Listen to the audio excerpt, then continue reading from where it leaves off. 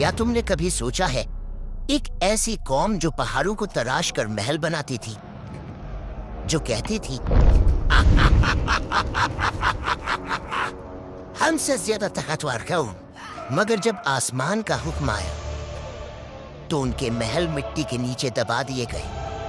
हजरत नूह अलैहिस्सलाम के बाद एक और कौम पैदा हुई, कौम आद। यमन और ओमान के दरमियान एक इलाके अहकाफ में रहते थे।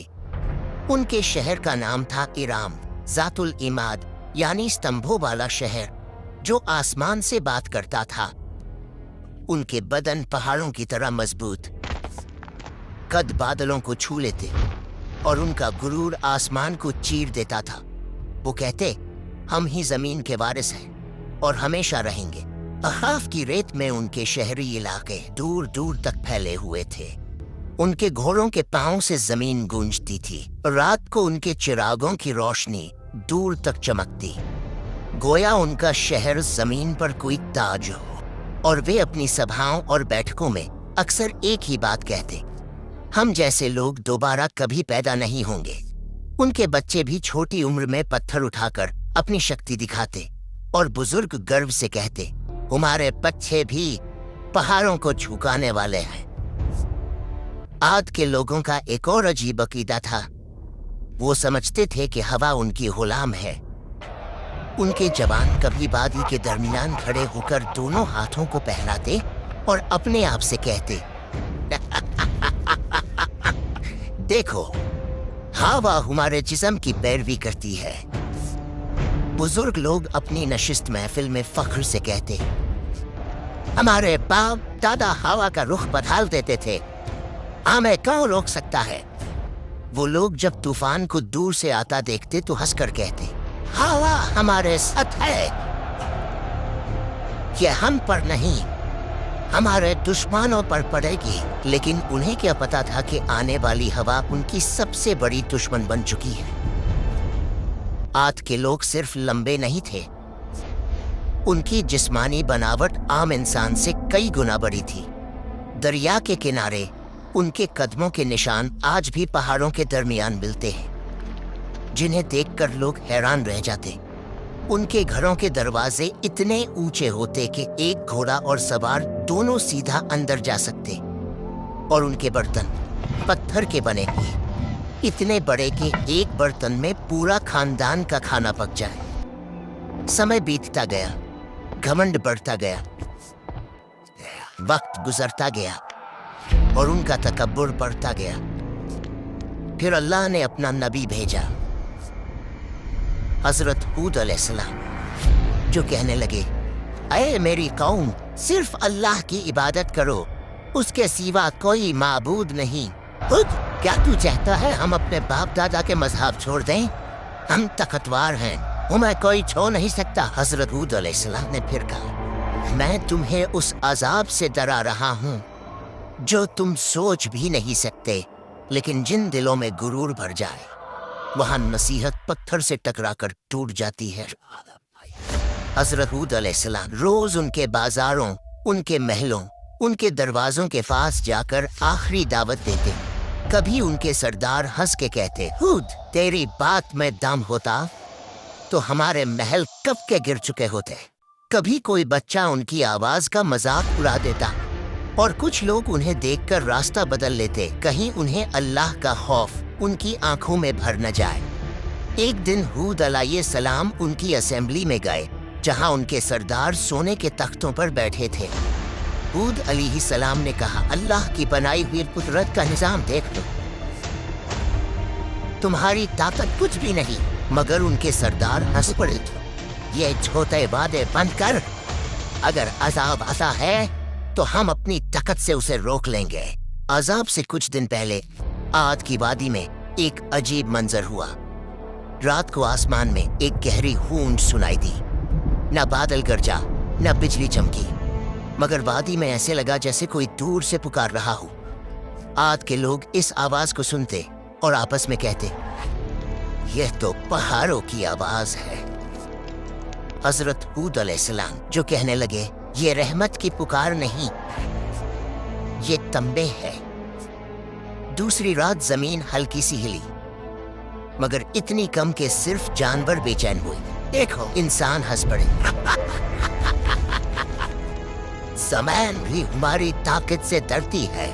उन्हें नहीं पता था ये ज़मीन का आखिरी एतराज था। फिर आया अल्लाह का फैसला।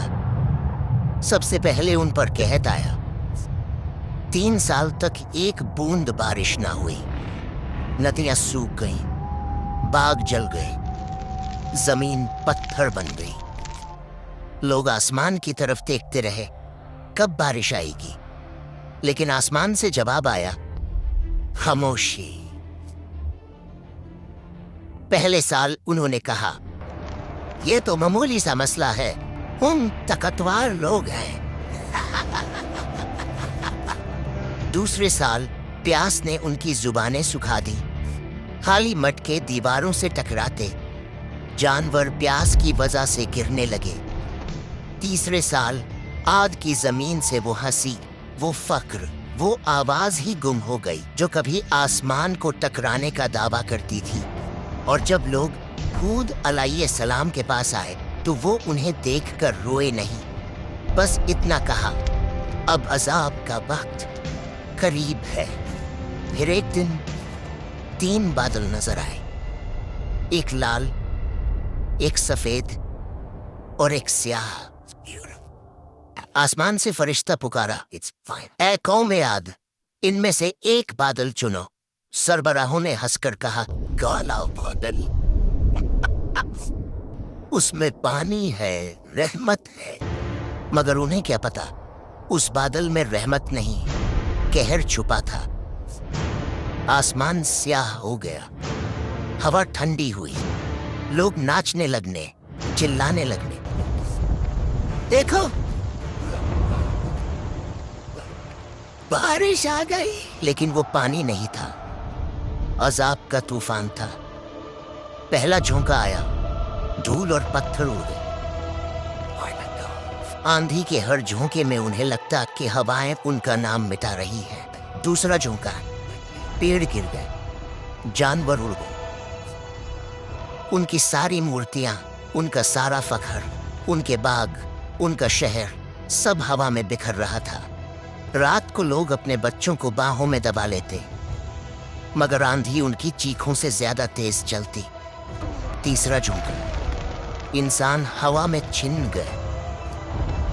उनके महलात जो कभी सुतूनों पर आसमान से बात करते थे, अब रेत के नीचे गल गए। 7 रात और 8 दिन तक वो तूफान चलता रहा। आसमान गरजता रहा, जमीन कांपती रही। उनके महल, उनकी शान, सब मिट्टी में मिल गई। अल्लाह ने कहा, और आद को तबाह किया गया सख्त कर्जदार आंधी से, जो 7 रात और 8 दिन तक उन पर मुसलसल चली। और जब हवा रुकी तो सिर्फ सन्नाटा था।